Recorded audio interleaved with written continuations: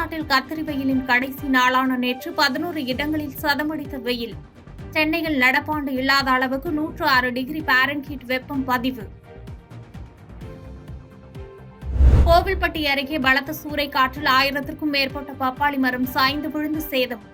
அரசு உரிய இழப்பீடு வழங்க பாதிக்கப்பட்ட விவசாயிகள் கோரிக்கை. ரெமல் புயல் கரையை கடந்த பிறகும் வடகிழக்கு மாநிலங்களில் கொட்டும் கனமழை. மணிப்பூர் தலைநகர் இம்பாலில் நீர்நிலைகளில் பெருக்கெடுத்து ஓடும் வெள்ளம். மிசோரம் மாநிலத்தில் நிலச்சரிவில் சிக்கி 27 பேர் உயிரிழப்பு. காணாமல் போனவர்களை தேடும் பணிகள் தீவிரம். தமிழகத்தை சேர்ந்த ஒருவர் ஒடிசாவை ஆட்சி செய்ய வேண்டுமா என அமித்ஷா கேள்வி. ஒடிசாவில் பாஜக ஆட்சி அமைந்த ஒரே மாதத்தில் பொக்கிஷ அறை சாவி குறித்து விசாரணை அறிக்கை பகிரப்படும் என்றும் கருத்து.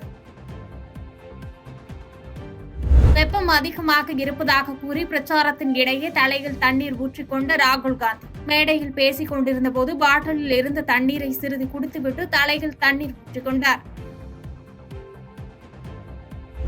பாதகம் செய்பவரை கண்டால் நாம் பயங்கொள்ளலாகாது பாப்பா, மோதி மிதித்து விடு பாப்பா, அவர் முகத்தில் உமிழ்ந்து விடு பாப்பா. அண்மை செய்திகளை உடனுக்குடன் தெரிந்து கொள்ள இணைந்திருங்கள் இயம்நாடு தொலைக்காட்சியுடன்.